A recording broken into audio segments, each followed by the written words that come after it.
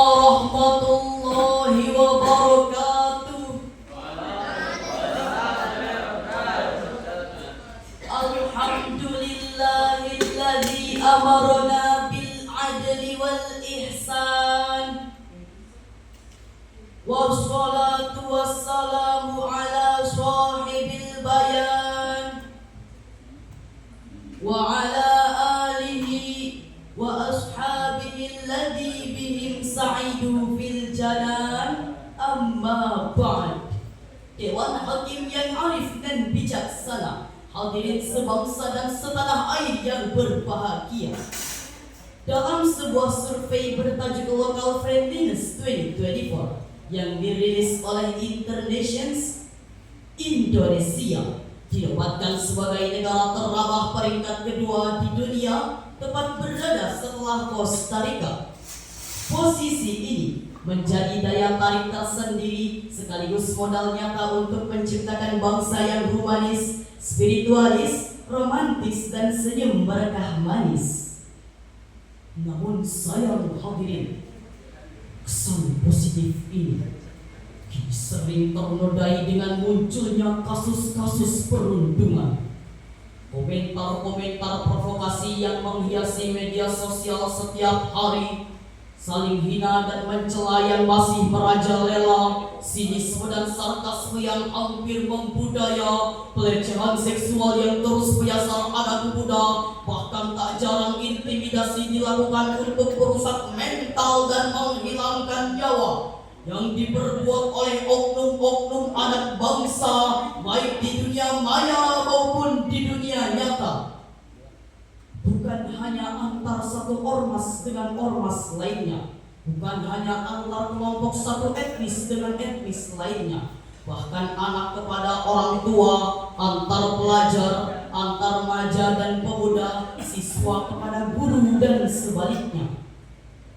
Jikalau kondisi seperti ini terus menjadi kultur, tidak ada kesadaran dari kita semua untuk menyaksikan maka sekian tahun atau sekian puluh tahun ke depan, prestasi sebagai negara terramah akan pudar, label sebagai negara agamis akan terkikis, bangsa kita akan menjadi bangsa yang egois, anarkis, sadis, bahkan bangsa yang sadis. Kita mencapai Indonesia emas, namun yang akan dirasakan adalah Indonesia cemas. Betul hadirin? Lalu bagaimanakah Islam memandang persoalan ini? Kemudian apa solusi terhadap fenomena ini?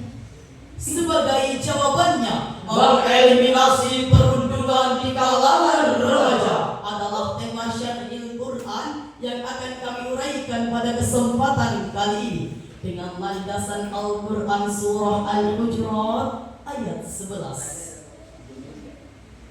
A'udzu billahi minasy syaithanir rajim.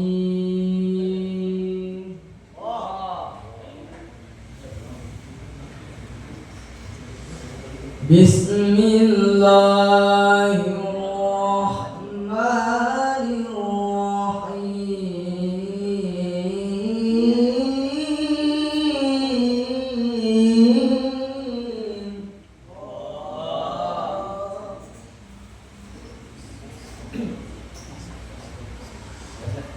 Ya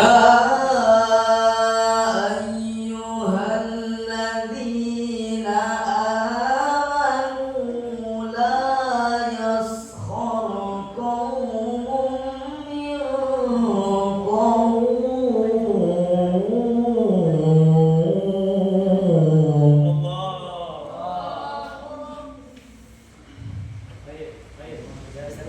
la yaskhar qaumun min qaumin asa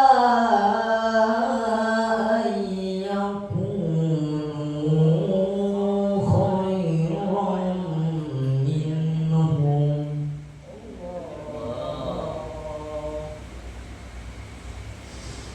ولا نساء من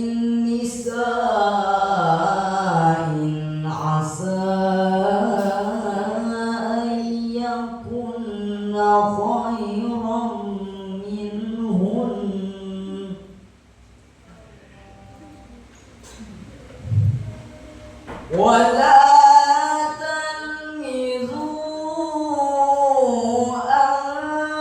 أنفسكم ولا تنابزوا بالألقاب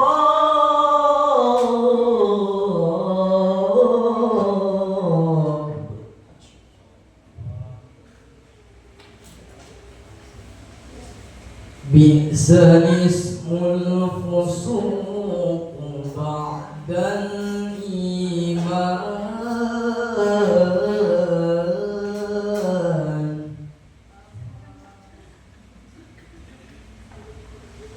ومن لم يتب فأولئك هم الظالمون.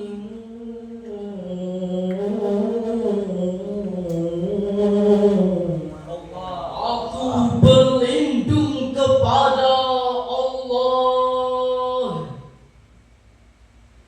dari godaan setan yang terkutuk dengan nama Allah yang Maha Pengasih, Maha Penyayang. Wahai orang-orang yang beriman, janganlah suatu kaum mengolok-olok kaum yang lain, karena boleh jadi mereka yang diolok-olokkan itu lebih baik dari mereka yang mengolok-olok. Dan jangan pula perempuan-perempuan mengolok-olok perempuan lain, karena boleh jadi perempuan yang diolok-olokkan itu lebih baik dari perempuan yang mengolok-olok. Janganlah kalian saling mencela dan saling memanggil dengan julukan yang buruk. Seburuk-buruk panggilan adalah panggilan fasik setelah beriman. Siapa yang tidak bertobat, mereka itulah orang zalim. Dewan Hakim yang adil dan bijaksana, hadirin seiman dan sekeyakinan yang kami banggakan, Imam Ibnu Katsir dalam Tafsirul Qur'anil Azim jilid 3 halaman 774 menafsirkan yanha ta'ala anis sukhriyati bin nas wa huwa ihtiqaruhum wal istihza'u bihim, bahwa maksud pokok ayat ini adalah larangan untuk melakukan tindakan penghinaan dan ejekan terhadap sesama manusia, karena boleh jadi orang yang dihina lebih mulia di sisi Allah daripada orang yang menghina. Hadirin, menghina atau mengejek dalam istilah yang populer sekarang adalah perundungan atau bullying. Menurut American Psychological Association, perundungan adalah suatu tindakan agresif yang disengaja untuk melukai baik fisik, psikis maupun spiritual dan dapat membuat orang lain tidak nyaman. Sedangkan bentuk penghinaan dan ejekan tersebut bersifat umum, baik dalam ucapan, tulisan maupun perbuatan. Hal tersebut sebagaimana dijelaskan oleh Syekh Abdurrahman As-Sa'adi dalam Tafsir Sa'adi jilid 3 halaman 1776 mensyarahkan, Allah yaskhur qaumun min qaumin bikulli kalamin wa qawlin wa fi'lin dalin ala tahqiril akhil muslim fa inna dhalika haramun. Janganlah suatu kaum mengolok-olok kaum yang lain, baik dalam ucapan, perkataan maupun perbuatan, yang menunjukkan sikap penghinaan terhadap saudara muslim, karena hal itu bersifat haram. Kemudian, bagaimana dengan realita kehidupan sosial masyarakat di negara kita? Jaringan Pemantau Pendidikan Indonesia mencatat sepanjang tahun 2024 terdapat 173 kasus kekerasan yang dilaporkan di lingkungan pendidikan, termasuk sekolah, madrasah, dan pesantren. Bukankah belum hilang dari ingatan kita kasus kematian siswa kelas 3 SD akibat perilaku anarkis 3 kakak kelasnya? Bukankah ujaran kebencian dan pembulian di media sosial setiap hari saling bertebaran, serta masih banyak lagi kasus lainnya yang menggambarkan buruknya mental anak negeri? Lantas apa yang harus kita lakukan untuk mengantisipasi dan mengatasi masalah ini? Sebagai jawabannya, marilah kita simak bersama firman Allah dalam Al-Quran Surah An-Nahl ayat 125. Ud'u ila sabili rabbika bil hikmati wal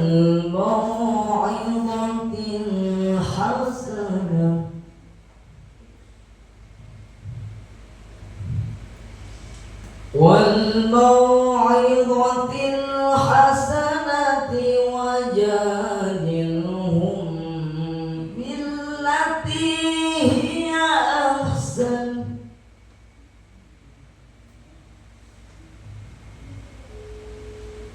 Inna rabbaka huwa a'lamu biman dhalla an sabilihi wa huwa a'lamu bil muhtadin.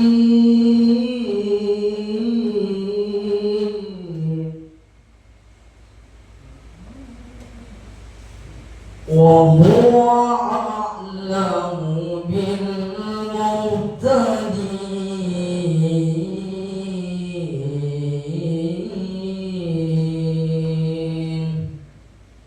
Shadaqallahul azim.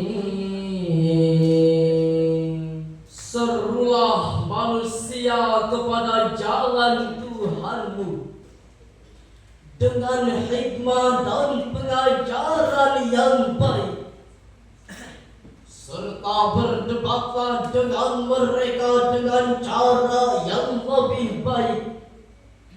Sesungguhnya Tuhanmu dialah yang lebih mengetahui siapa yang sesat dari jalannya, dan Dia pula yang lebih mengetahui siapa yang mendapat petunjuk.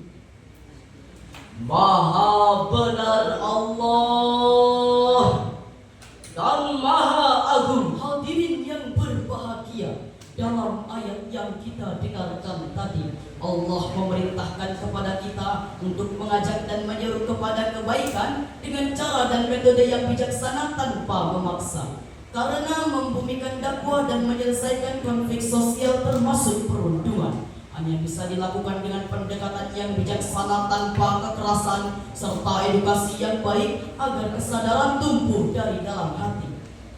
Lalu apa upaya pemerintah dalam menekan angka perundungan di negara kita? Alhamdulillah, pemerintah kita terus berupaya serius dalam menyelesaikannya. Hal ini dibuktikan dengan kebijakan dan program seperti diluncurkannya program proyek penguatan profil pelajar Pancasila dan profil pelajar Rahmatan lil Alamin oleh Kementerian Agama, sosialisasi dan diseminasi Undang-Undang Perlindungan Anak Nomor 35 Tahun 2014, penguatan cyberpolis dan regulasi Undang-Undang ITE, serta masih banyak lagi program lainnya. Oleh karenanya, melalui mimbar Musabaqah Syarihil Quran MTQH tingkat Kabupaten Cirebon ini, kami mengajak kepada seluruh pemuda-pemudi bangsa, mari tebarkan kasih sayang dimanapun dan kepada siapapun. Tunjukkan akhlak mulia dalam setiap aktivitas, bijak menggunakan sosial media, hindari perilaku menghina dan mencela, toleransi terhadap keragaman bangsa, apalagi dengan sesama muslim seluruh dunia. Hadirin, kita adalah bersaudara, dan baginda Rasulullah menyeru kepada kita dengan kalimat tegas, la tahasadu, wala tanajasu, wala tabaghadu, wala tadabaru. Janganlah kalian saling mendengki, Janganlah kalian saling menyakiti, janganlah kalian saling membenci, dan janganlah kalian saling membelakangi. Hadis riwayat Muslim dalam kitab Sahih Muslim nomor 2574. Dewan Hakim yang arif dan bijaksana, hadirin yang kami cintai. Dengan berakhirnya uraian ini, maka syarahan ini dapatlah kami simpulkan bahwa perundungan adalah musuh besar bagi generasi muda yang dapat berdampak pada aspek psikologis, sosial, bahkan kerusakan fisik yang harus kita eliminasi bersama. Islam sebagai agama rahmatan lil alamin, karena hanya dengan inilah kita dapat menciptakan lingkungan yang lebih harmonis, agamis, spiritualis, menuju